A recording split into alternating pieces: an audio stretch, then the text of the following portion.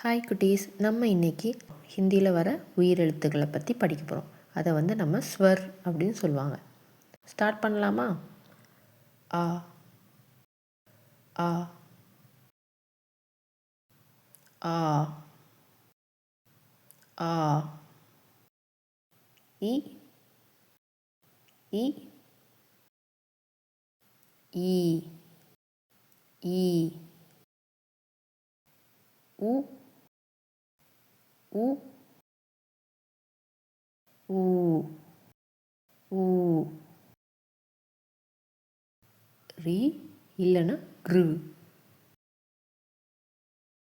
ஏ ஏ ஐ ஐ